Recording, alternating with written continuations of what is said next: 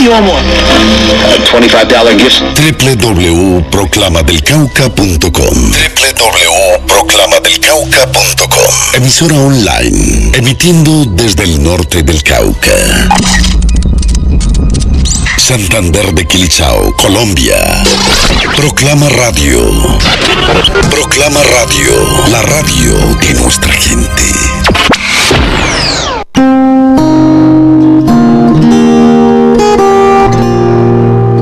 La señal internacional de Proclama Radio presenta Gnosis en acción. Gnosis en acción. Arte, filosofía y mística. Gnosis en acción. Gnosis en acción. En Proclama Radio, señal internacional. Gnosis en acción.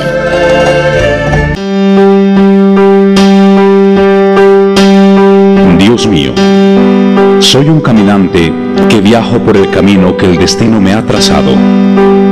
En cada paso que dé, ayúdame a que lo dé en tierra firme. Hazme levantar los pies para no tropezar. Si encuentro obstáculos, que no sean los que yo mismo me he puesto. Y si los hay, prepárame para vencerlos. Retira de mi mente el pesimismo. Llena mi corazón de fe. Dame palabras de aliento para los que encuentren el camino. Dame fuerza para alentarlos y ayudarlos. No permitas que mis sentimientos se mancillen por el odio. Dame alegría para saludar el día. Dame paz para recibir la noche. Retira de mis labios la maledicencia y la mentira.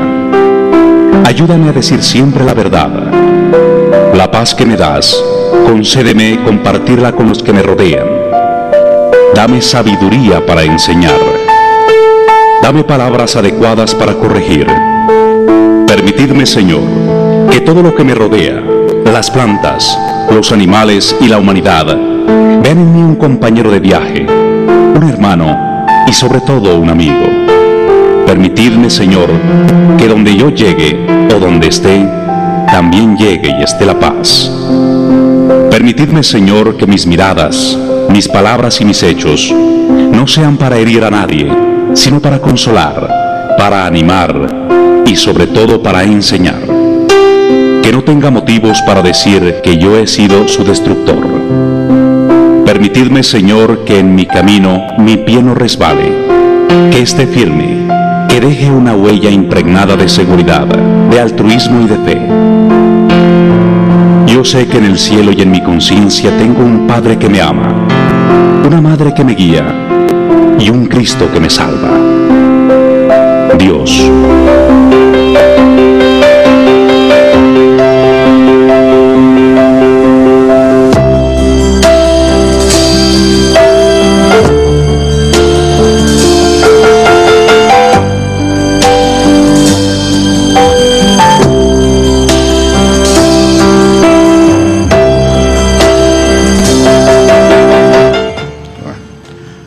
Bienvenidos a su transmisión de Proclama Radio de Santander de Quilichao, Cauca, del suroccidente de Colombia. Y retransmite sus emisoras Raíz Estéreo de Huachené y Nasaquiwe Estéreo de Toribío para todo el mundo. Un saludo para nuestros oyentes del mundo que están en sintonía de Gnosis en Acción a nivel nacional e internacional. En especial al fundador de Gnosis en Acción, señor Jaime Chalarca Domínguez, al director y dueño de la emisora Proclama, señor Alfonso Luna Heller, al gerente, señor David Luna, y al técnico, señor Diego Montaño. Saludamos también al médico Luis Adolfo Ortiz, venerable maestro Aronia, en Jamuní Valle, a la Dirección Nacional de Colombia, señor Rubén Darío Martínez, señor Daniel Castillo, y señor César Augusto Salazar, al coordinador del departamento del Cauca, señor Laureano Palomino, a los países que han estado en sintonía y nos han enviado sus mensajes de estímulo para seguir adelante: Portugal, México, España, Estados Unidos, Honduras, Islas Canarias, Paraguay, Panamá, Venezuela, Perú, Ecuador, República Dominicana, Guatemala, Bolivia, Uruguay, Costa Rica, Francia, Suiza, Noruega, Chile, Argentina, Colombia, Brasil y Canadá.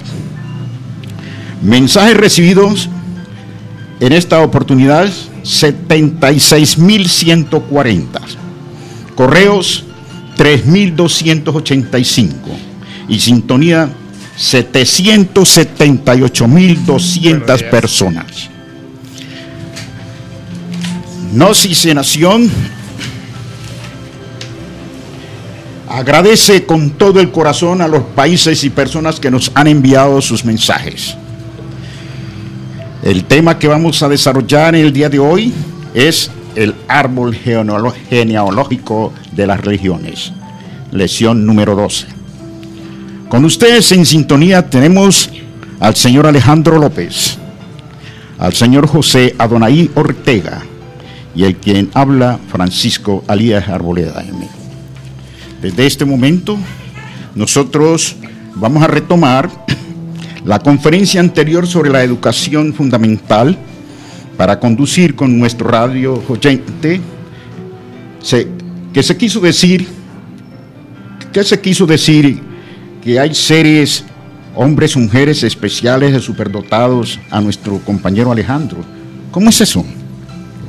Bueno, primero que todo, pues buenos días a nuestra mesa de trabajo, buenos días a todos nuestros oyentes en el día de hoy que nos amplifican en esta mañana. En el tema pasado de lo que fue la educación fundamental, hago un paréntesis, estuvimos hablando sobre lo que fue la educación prenatal y decíamos que la educación prenatal se constituía en un ser humano desde los 0 a los 9 meses cuando está en su periodo de gestación. Posteriormente viene lo que es la infancia, de los 0 a los 7 años. Después viene la adolescencia, de los 14 a los 21 años. Y estábamos hablando sobre lo que era esa parte de la juventud que viene a partir de los 21 hasta los 35 años. Entonces, ahí hablábamos sobre lo que era este aspecto de la juventud, que es ahí donde quedamos en el tema, en el programa pasado. Entonces hablamos de la juventud y decíamos que una juventud sin educación fundamental resultaba terrible, porque lo que se generaban eran unas juventudes o personas jóvenes que simplemente se tornaban pasionales, muchas veces solamente querían embriagarse, entrar en borracheras, donde también podrían llegar a ser un poco mordaces, concupiscentes, lujuriosos, codiciosos, envidiosos, celosos, y que debido a esa falta de educación también saldrían lo que son sicarios, ladrones, y en fin. Entonces miremos que dentro de todo lo que es esta juventud está llena de ilusiones, pero sabemos que las ilusiones también traen desencantos, y transformar el mundo se orienta por la senda de la educación fundamental, a lo que es llamada esa parte de la juventud. Hay que orientarla sobre lo que es las bases de lo que es una educación fundamental. Miremos que dentro de una forma la juventud está perdida en lo que es el amor y la pasión. Decimos que la pasión es un veneno que engaña la mente y el corazón. Muchas veces la persona se cree enamorada, pero lo que realmente siente es pasión y no le deja ver claro lo que realmente es el amor. Veíamos posteriormente lo que es la etapa madura, que viene de los 35 a los 56 años, en lo que respecta a lo que es esa educación fundamental. El hombre de edad madura, pues en esa etapa debe saber gobernar su casa, debe saber orientar a sus hijos. Todo hombre de edad madura debe ser un verdadero jefe de familia, debe tener una fuente segura de ingresos, debe estar siempre bien presentado. El jefe de familia siempre debe ser comprensivo, inteligente. Jamás un jefe de familia debe ser bebedor o estar dando un mal ejemplo a lo que son esos hijos. Entonces miremos que de una u otra forma muchas veces si una persona en esta edad madura no se concientiza de que tiene que hacer un cambio, simplemente lo que va a salir de allí son hombres tiranos y ebrios, que de una u otra forma están dando un mal ejemplo para lo que es ese núcleo familiar. Y recordemos que aquí en este programa lo que nosotros tratamos de rescatar son los valores que se han ido perdiendo a través o a lo largo de lo que son estas épocas, que día a día vamos en una sociedad de antivalores. Y por eso es que se ha perdido tanto el papel de la mujer y se ha perdido también el papel del hombre. Más adelante pues también veíamos que a partir de los 56 años en adelante viene lo que es la vejez, ¿no? Y lo que es la ancianidad. Hay que saber diferenciar sobre lo que es vejez y lo que es ancianidad. Entonces a los 20 años, para hacer un resumen, el hombre se cree un pavo real. A los 30 años el hombre se cree un león. A los 40 años el hombre se cree un camello, porque obviamente empieza a remascar toda la información, todo lo que ha vivido. A los 50 años una persona se cree una serpiente, piensa que todas se las sabe, que si se mete por aquí sale por acá y que nadie le puede ganar. A los 60 años, como dice el viejo proverbio, que perro viejo late echado, entonces ya se cree todo un perro sabido en todas los afanes de lo que es la vida, ¿no? Entonces ya se cree con una vasta experiencia. A los 70 años el hombre se cree un mono, ¿no? Y eso lo hace como para recrear a lo que son sus nietos, se vuelve como el bufón de los nietos, pues. Entonces vemos que ya ese hombre recio, con temperamento, ya se ha menguado, y ya solamente a los 80 años va quedando lo que es una voz y una sombra. Entonces miremos que de una u otra forma entramos a ver lo que es la parte de la vejez y la ancianidad. La vejez, cuando una persona llega a la etapa de la vejez, estorba en toda parte. De una u otra forma no sirve ya para la sociedad. Entonces por eso la gente los deja en ancianatos, los deja abandonados en las calles. Nosotros debemos aspirar a lo que es una ancianidad, y cuando una persona aspira a una ancianidad, es una persona que a los 70, 80, 90 años tiene sabiduría para enseñar, como hacían los antiguos griegos, como hacían en las antiguas culturas. Ellos llegaban a lo que era la ancianidad, pero eran respetados por el conocimiento que transmitían a sus culturas, y así debemos ser nosotros el día de mañana que tengamos 70, 80 años, si es que acaso llegamos a esas edades, retransmitir todo lo que hemos aprendido de una forma o con una sabiduría tal que nos ha dado la vida para nosotros empezar a enderezar el camino de lo que es esa juventud. Y con respecto a lo que tú me hablabas, Francisco, de cómo es un hombre o mujer superdotados, entonces miremos que ahí entramos en esa parte donde el ser humano empieza a descubrir todas sus facultades internas. Ya sabemos que tenemos 7 centros, 7 chakras que están dentro de cada uno de nosotros y que siempre han estado allí, pero están adormecidos, porque lastimosamente se han degenerado estos sentidos y hemos perdido, por ejemplo, la facultad de la clariaudiencia, de la clarividencia, de la intuición, de la telepatía, y en fin. Pero de una u otra forma la educación fundamental nos ayuda y nos da las bases para que nosotros empecemos a construir con esa energía sexual dentro de nosotros, a reconstruir esa parte, a ir despertando esos poderes o esas facultades internas que el día de mañana nos van a volver lo que es, vamos a ser hombres y mujeres verdaderos con una existencia real. Ya sabemos que la persona que no despierte conciencia no anda en una realidad, simplemente anda en un sueño de la conciencia. Y cuando nosotros empezamos a aprender a manejar lo que es la parte de la energía sexual, nos vamos volviendo hombres y superhombres. Con respecto pues a esta pregunta, esto es, Francisco. Sí, no, desde luego que lo que esto es expresado es una forma muy especial y muy precisa. Entonces, lo que tú me quieres decir entonces es que el individuo íntegro, o esa mujer y ese hombre superdotado, es pues el que tiene ese conocimiento en sí mismo, porque ha encarnado su ser. De igual manera, tiene esa confianza en sí mismo.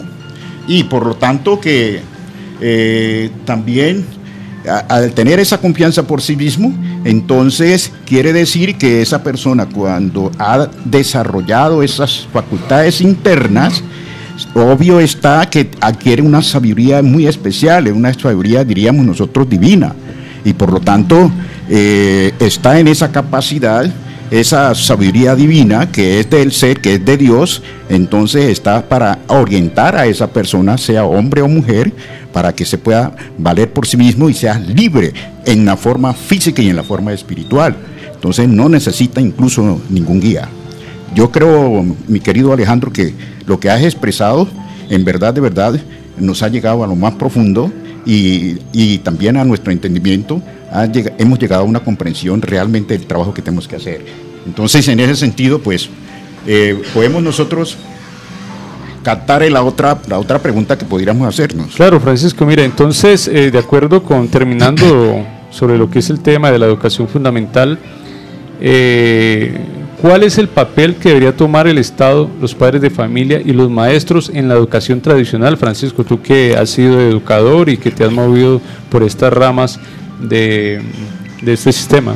Sí, es decir, me tocas una partecita que verdaderamente pues puedo expresar con mi experiencia, y que en verdad, de verdad, pues los estudiantes que han estado conmigo y que después de tanto tiempo nos hemos encontrado, pues ellos han expresado con mucho cariño esa correspondencia de expresión de mucha magnitud, en el sentido de congratulación, en el sentido de servicio a la humanidad. Mire, me di cuenta dentro de mi proceso de experiencia que el Estado debe corregir la educación tradicional con planes y proyectos. Por ejemplo, la historia nos ha demostrado que el pueblo griego, cuando lo tomó Pericles, desarrolló una estrategia tan especial para educar al pueblo griego en todos los sentidos. Y eso, en todos los sentidos, podemos decir, de acuerdo a la historia, que Pericles se preocupó de la educación del niño hasta en la parte prenatal. Y esa parte prenatal significaba que la madre tuviera unos cuidados muy especiales para llevar al niño que está en su creación interna, es decir, en su vientre, recibiera todas esas energías positivas, con música, con espectáculos culturales extraordinarios, de ejemplos, con visitas a la naturaleza, con la relación en cuanto se refería al aire puro, en cuanto se refería también a todas las orientaciones que conllevaran al conservar la vida vegetal, la vida animal y la vida humana, es decir, sobre todo. Entonces, cuando el niño, en la educación de Pericles, nacía, también venían sus otros cuidados especiales. La madre debía de estar precisamente con su niño hasta tener un desarrollo casi que más de, diríamos nosotros, más de un año, ¿sí? Con él, ¿sí? Enseñándole todas esas, es decir, todas esas directrices que el Estado quería que fueran o llegaran sus ciudadanos más tarde. Por lo tanto, es decir, esas etapas de 0 a, digamos, a 7 años, que probablemente podría decirse que se recoge la experiencia de esa educación, de tener ya conciencia propia o razón propia. Entonces lo llevara exactamente a tener esa especialidad de defender la vida, porque sabía que cada órgano que existe en el planeta Tierra está cumpliendo una función especial o específica dentro del rango de la ecología, ¿sí? Entonces esa situación lo llevaba a él a respetar en todas las formaciones, en todas sus manifestaciones de la vida, porque sabía que allí en esa vida estaba también él inmerso, y también podría él ayudar a que el desarrollo evolutivo de la vida en la tierra se sirviera también para los demás. Entonces no era simplemente para sí mismo, sino para todos los demás.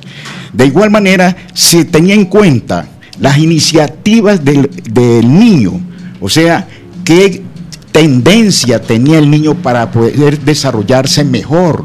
Y ese desarrollo mejor que él tenía, esa facilidad que se lo daba la naturaleza, o sea, la parte innata, entonces eso pretendía desarrollárselo, esa orientación educativa que Pericles había desarrollado, había planteado.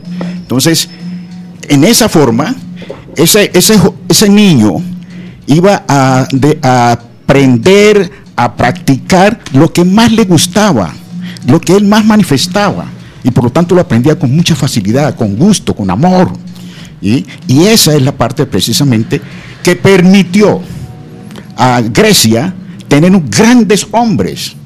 Es decir, en esa época hasta ahora no se conoce otro florecimiento tan extraordinario como precisamente la época de Pericles. Por eso se habla hoy en día ese tipo de comportamiento, ese tipo de desarrollo, y podríamos nosotros también acá implementarlo. Entonces, ¿qué conlleva con respecto a eso?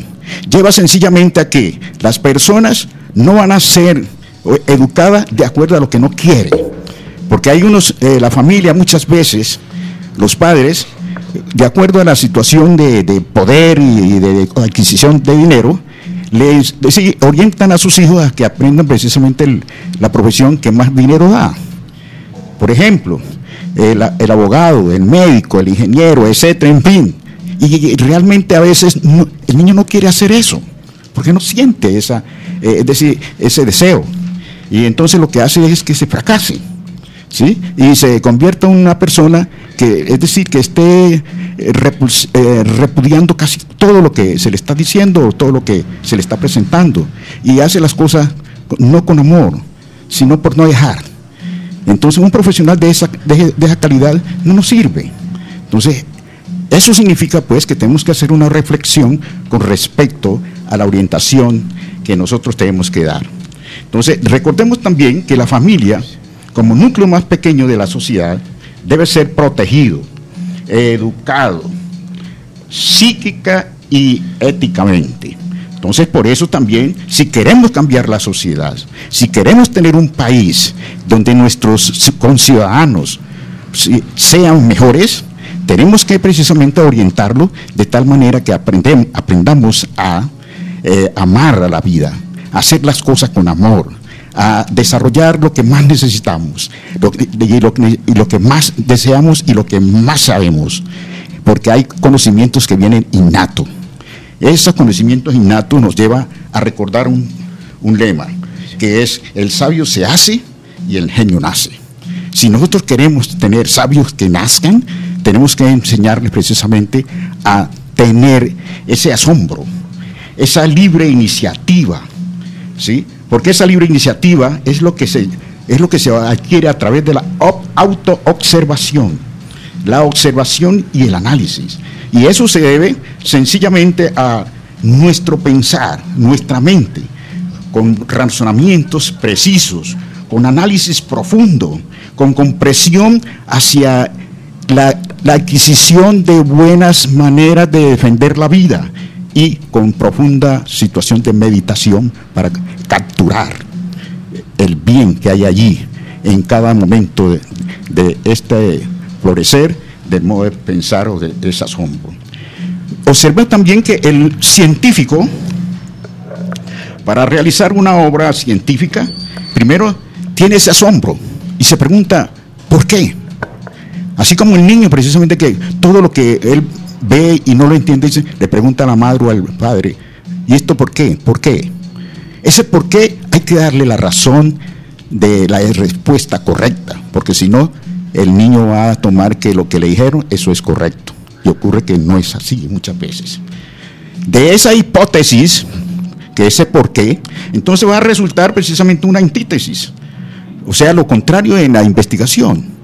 Y de esa relación de tesis y antítesis viene a resultar, ¿sí?, algunos conocimientos. Esos conocimientos los vamos a conocer como la síntesis. Es allí cuando dice el sabio, Eureka, lo he encontrado, ¿sí? Entonces, en ese sentido, nosotros tenemos que tener una educación totalmente diferente, porque lo que tenemos ahora casi en la mayoría del mundo es simple y llanamente las conveniencias de acuerdo al capital o al dinero que necesita la sociedad o la familia.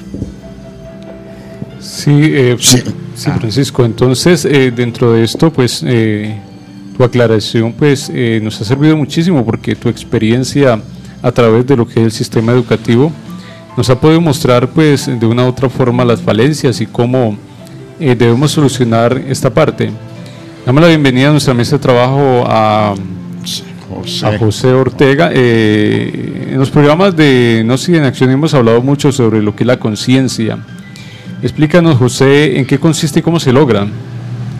Bueno, damos un saludo a todos los oyentes que nos escuchan a través de esta gran emisora nacional e internacionalmente, pues reflexionando sobre estos aspectos que nos acaban de hablar aquí los que nos han antecedido. Dice que fuera de toda duda y sin temor a equivocarnos, una persona sin educación integral, la vida resulta dañosa, inútil y perjudicial. La conciencia, con respecto a este aspecto de la conciencia que tanto pues está hablando aquí y que verdaderamente nos llama a la reflexión, no solo a nosotros, sino a toda la humanidad, ya que la humanidad pues maneja muy poca conciencia. Hemos sido dotados de un 3% de conciencia, pero también tenemos un 97% de inconsciencia o subconsciencia e infraconsciencia. Este gran porcentaje de subconsciencia, eso hace que nuestra conciencia entonces sea desplazada, sea dormida, entonces, y que la humanidad en este momento pues se maneje muy poquita conciencia. Entonces, la conciencia pues es un funcionalismo natural de la conciencia.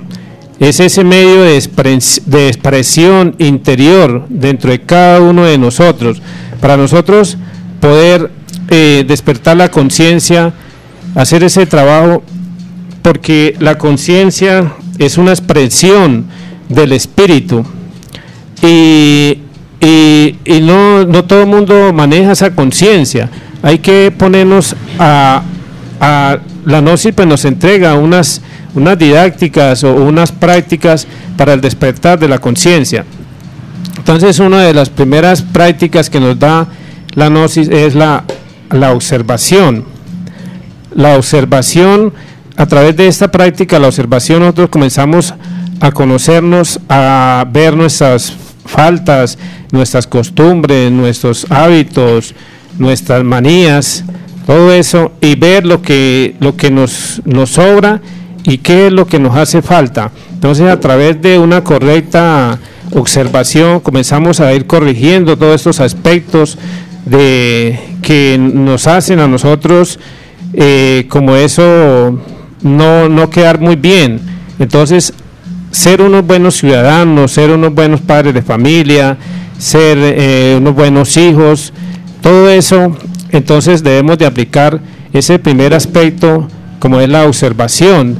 Después viene la autoobservación, y como lo decía aquí la palabra auto, o sea, es hacia adentro, hacia nuestro interior, observarnos. Entonces, para eso nuestros sentidos físicos normales que tenemos, entonces no nos sirven. Necesitamos despertar el sentido de la autoobservación, ese sentido interior, para mirarnos hacia adentro, hacia nuestro interior.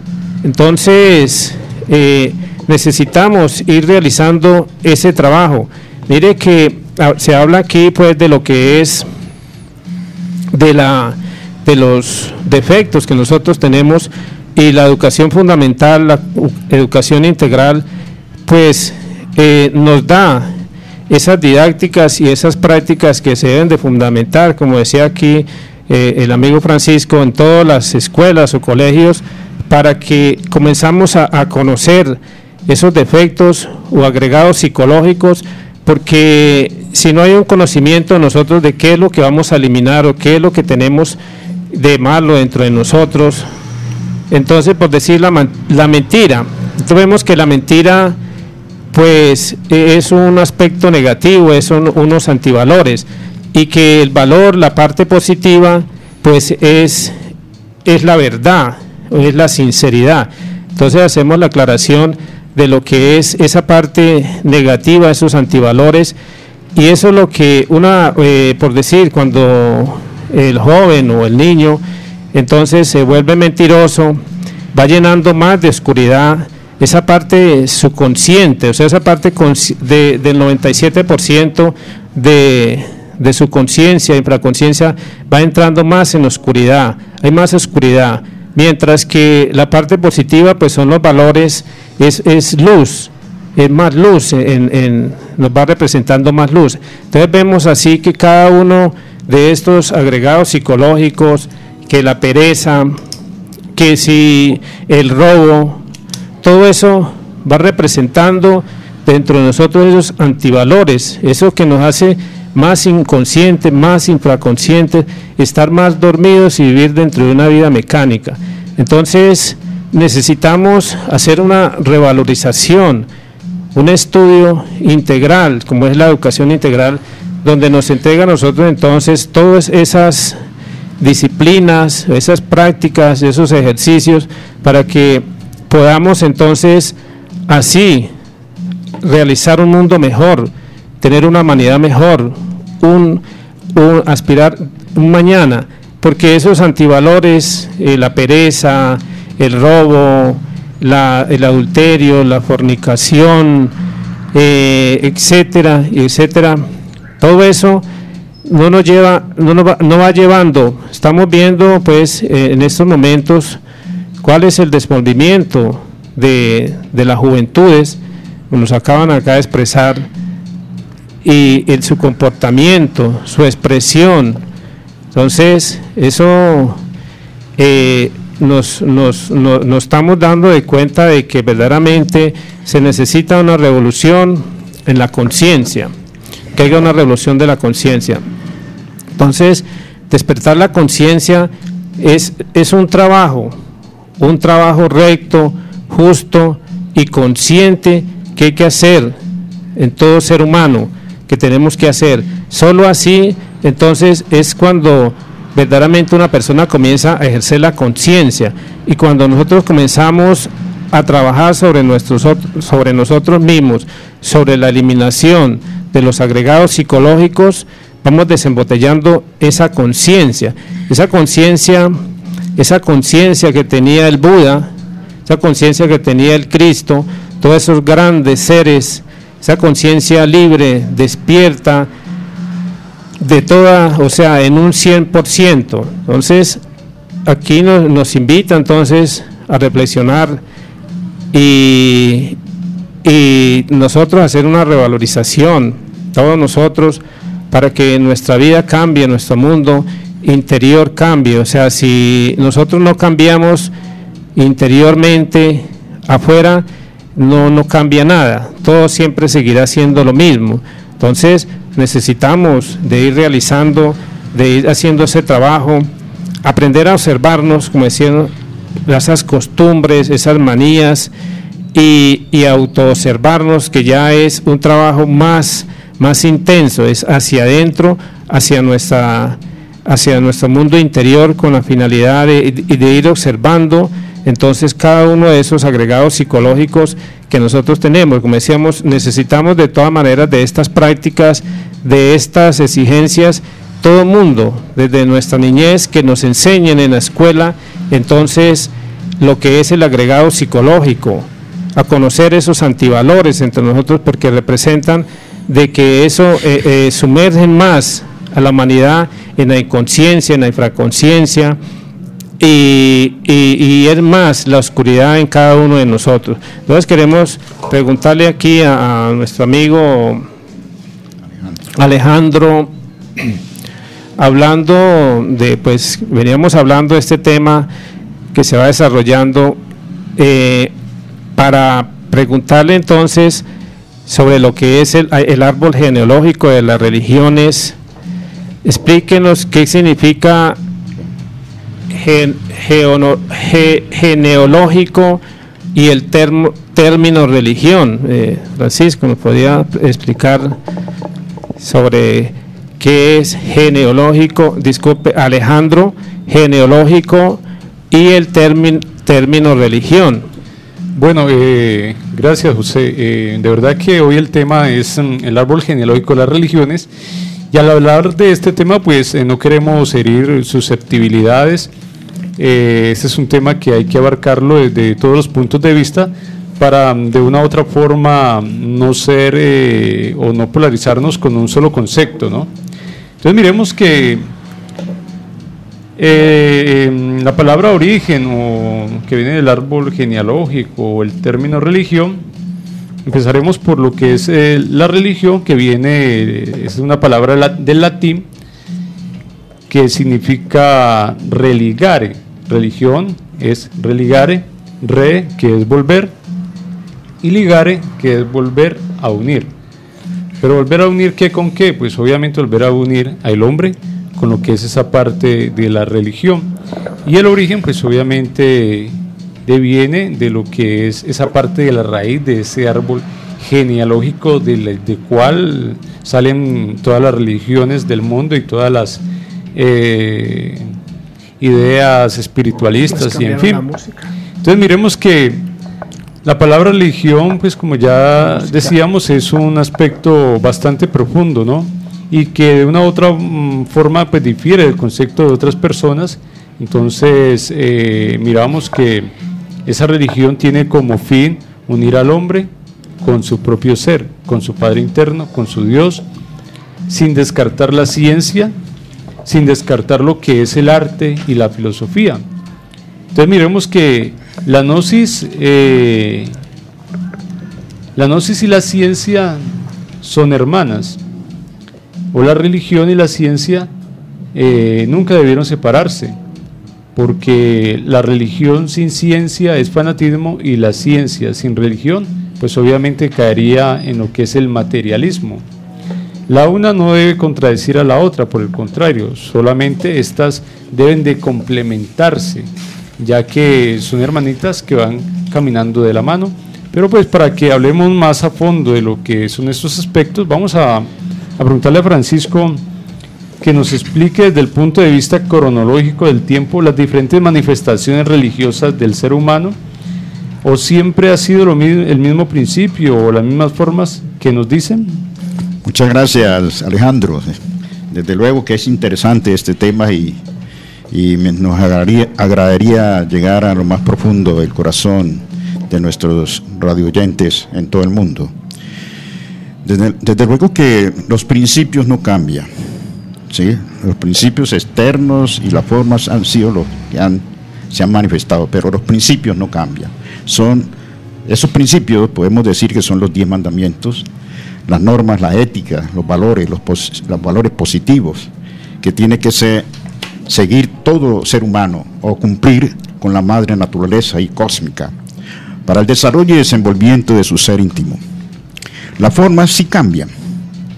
Estas se han presentado o manifestado a través de totemismo, empirismo, racionalismo, cristicismo, subjetivismo, la ley mosaica y los profetas, el brahmanismo, el budismo, el zoroastrista, la China con Lao Tse y Confucio, en Egipto con Hermes Trismegisto y sus sacerdotes, el cristianismo, el islamismo, etcétera. En fin. Hoy en día podemos decir que son 13 las grandes religiones del mundo, que son el cristianismo, el brahmanismo y el islamismo. De allí se desprenden todas. De todas maneras, no vamos a explicar aquí, por ejemplo, en qué consistió el totemismo, el empirismo, ni nada por el estilo, porque nos llevaría mucho tiempo para desarrollarlo. Esperamos que en otra oportunidad podamos hacer estas aclaraciones y estas explicaciones con respecto a ello. Lo cierto sí es que también aquí en esta explicación del origen, sí, han intervenido grandes hombres de la sabiduría griega, por ejemplo, Heráclito, Pitágoras, Parménides, Jenofontes, Empédocles, Anaxágoras, Demócrito, Epicuro, Sócrates, Platón, Aristóteles, y muchos otros hombres con respecto también a otras regiones, ¿sí? Han intervenido en este sentido. Sin embargo, podemos nosotros expresar con mucha entera claridad que entre esos términos o estudios filosóficos, el que más ha encarnado la discusión con el espiritualismo ha sido el materialismo. Sin embargo, ellos en busca de encontrar una razón de la existencia o primera existencia de las cosas, ellos han llegado a estudiar y analizar a fondo el materialismo en sus diferentes formas. Han encontrado como fundamento de su experiencia la existencia del átomo. Ese átomo, según esa teoría, es increado, indivisible. Hoy en día hasta el átomo han querido encontrar la forma de dividirlo. Pero el átomo en su forma constitutiva está formado también por protón, electrón y neutrón. Y ese principio atómico está en todos los elementos de la naturaleza, los planetas, el cosmos. Desde el mundo está compuesto por una multitud de partículas pequeñísimas e indivisibles llamadas átomos. Y en fin, todo esto, ¿sí?, da lugar a que Dios como principio atómico está en todo. Sin Dios no tiene existencia nadie, porque nadie puede existir sin Dios.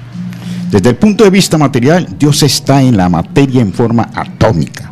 Lo que se busca en sí es lo que está más allá de la materia o trascenderla. Ese es nuestro tema que nosotros tenemos que precisamente desarrollar, y en torno a ello tenemos que explicarle a nuestro radio oyente la necesidad de llegar a esa parte trascendental, porque nosotros nos hemos materializado demasiado. Recordemos también que esa materialización nos llevó a unas situaciones de salir del paraíso, ¿sí? Y aquí se vale decir que cuando Moisés nos habla de la salida del paraíso, cuando Eva come del árbol y le da de comer también a su compañero Adán, ¿sí?, la razón que ella expresa es por conocer el bien y el mal. Entonces, como la serpiente le dice que Dios no solamente los va a llevar a que murieran, sino que ese era lo contrario, que serían más que dioses o igual a él, porque conocerían el bien y el mal, ¿sí? Entonces esa razón fue la que hizo que Eva, ¿sí?, tuviera la oportunidad de comer, por conocer el bien y el mal, porque hasta ese instante ellos eran supremamente virgen, es decir, no tenían esa plenitud de la sabiduría, ¿sí? Y por lo tanto, en busca de esa sabiduría, fue la que permitió que Eva se arriesgara a comer precisamente, entre comillas, ese fruto del bien y el mal, por conocer el bien y el mal, precisamente. Entonces, a partir de allí, ya Dios nos dio el libre albedrío. Ese libre albedrío es con el propósito de encontrarle a Él con su plena conciencia. Es decir, que realmente nosotros lo amáramos a Él con plena conciencia, no a medias. Entonces, mis queridos amigos, ¿sí?, entendamos que esa oportunidad que se nos ha dado no es precisamente por casualidad, sino por causalidad. Entonces, a partir de allí, el ser humano se fue cayendo porque no encontró realmente, es decir, esa posibilidad de crear esos cuerpos internos, ¿sí? Fue cayendo más en el materialismo, y por eso tenemos precisamente una Torre de Babel, ¿sí? Un Sodoma y Gomorra, donde la humanidad, Dios tuvo que destruirla. Entonces, y luego tenemos el diluvio de Noé, entonces, que también fue porque ya estaba, es decir, porque ya la humanidad se estaba materializando tanto. Y recordemos la alegoría de la salida de Sodoma y Gomorra, la mujer de Lot. La mujer de Lot, cuando los ángeles le dijeron que no fueran a voltear a ver hacia atrás, entonces, ¿qué sucedió? La curiosidad de la mujer no pudo rechazarla, y entonces ella volteó hacia atrás, y obvio quedó, dice el Antiguo Testamento, que quedó petrificada. Pero ¿qué significa eso? Petrificada es de los sistemas materiales. No pudo desligarse de esos sistemas materiales, y por eso quedó, es decir, realizando esa piedra, es decir, esa solidez de seguir creando y realizando esas actuaciones de sus vidas pasadas. Por eso se petrificó, se quedó allí, simbólicamente se quedó en esa situación. Entonces nosotros lo que tenemos que hacer en este instante es, oíste bien, con respecto a la pregunta que se me ha hecho, en cuanto se refiere a el papel que debiera tomar en cuanto se refiere al origen precisamente de las religiones. Entonces, ese religares, nuestro maestro Samael nos dice que nunca una religión ha sido inventada por nadie, sino que los avatares y mensajeros de lo alto se han limitado a comunicar la verdad experimentada por ellos gracias a su conciencia despierta, ¿sí? Por ejemplo, tenemos, tomando la lectura de la Biblia, que ya hemos dicho precisamente, el Génesis nos dice que la raza adánica fue sacada del paraíso cuando se desobedeció precisamente el mandato de Dios, y así sucesivamente. Nosotros ahora lo que tenemos que hacer, ¿qué es? Volver, óyese bien, a nuestro origen, a lo que nosotros éramos anteriormente, más, es decir, más espíritu que materia. En este instante lo que estamos haciendo solamente es buscando la materia, a tal punto que nos hemos olvidado que existe Dios como espíritu, como energía, ¿sí? Queremos buscarle como personas en cualquier parte. No, es decir, esa manifestación es propia de Él, si quiere, si no lo vamos a obtener, porque a Dios se le consigue precisamente energía, y está en todo lo que tiene vida, ¿sí? Entonces, eso es lo que nosotros tenemos que hacer. En cuanto se refiere a la manera como han venido algunos avataras o mensajeros, miren, mis queridos radioyentes, nosotros tenemos en algunas informaciones que eso, es decir, después del totemismo, luego podemos expresar que en cierto tiempo Hermes Trismegisto nos vino a enseñar lo que es el desarrollo de la mente, y está plasmado en la mente psicosis, en la cábala, en los números, ¿sí? Y desde luego es una enseñanza extraordinaria, y en la cual los egipcios captaron esa enseñanza y organizó lo que se llamó las enseñanzas herméticas, ¿sí? Entonces, después tenemos nosotros a Moisés. Moisés vino y nos enseñó los 10 mandamientos. ¿Por qué? Porque nos encontró, es decir, Jehová nos encontró que estábamos supremamente desorientados para encontrarle a Él. Entonces, por eso nos mandó esa regla de los 10 mandamientos. Posteriormente, Buda, en la India, nos enseña la meditación profunda para encontrar o para enseñarnos que es dentro de nosotros que está Dios. Porque con la oración nosotros,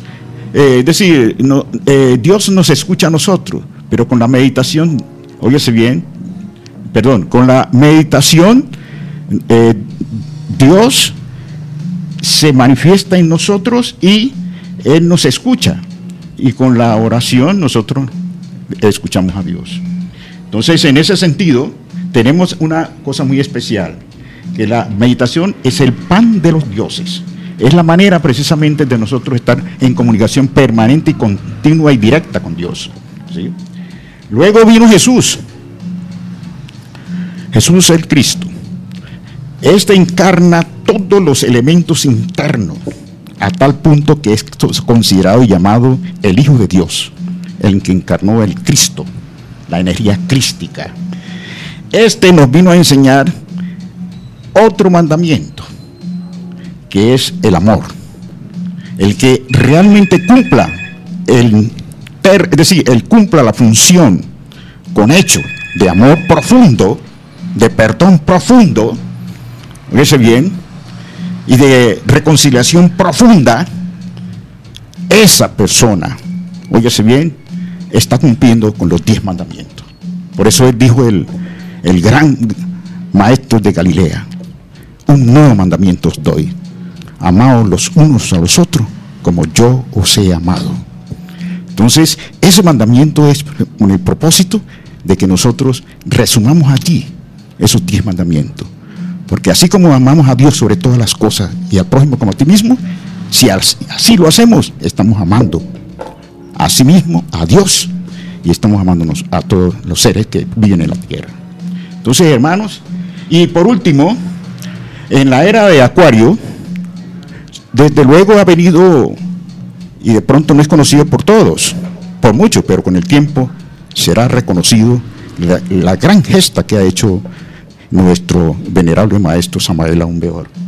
Él vino en la era de Acuario, sí, que prácticamente se desarrolla en febrero 3 de 1962. A partir de allí viene a enseñarnos la revolución de la conciencia, porque de pronto algunos estaban creyendo que tarde o temprano el ser humano se evolucionaría y llegaría a Dios. Pero bueno, ¿qué pasa precisamente con esa ley de evolución e involución, o sea, el movimiento del samsara, ¿sí?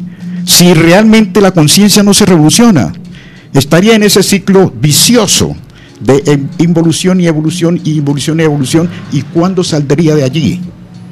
Entonces, el que nos viene a pegar la chispa de actitud de salir de allí es sencillamente el avatar de esta era Acuario, que es venerable maestro Samael, que nos está enseñando y nos dejó la enseñanza de que hay que revolucionar la conciencia para poder hacer un trabajo de muerte, nacimiento y sacrificio para salir de ese sistema, óyese bien, consecutivo, tradicional de evolución e involución.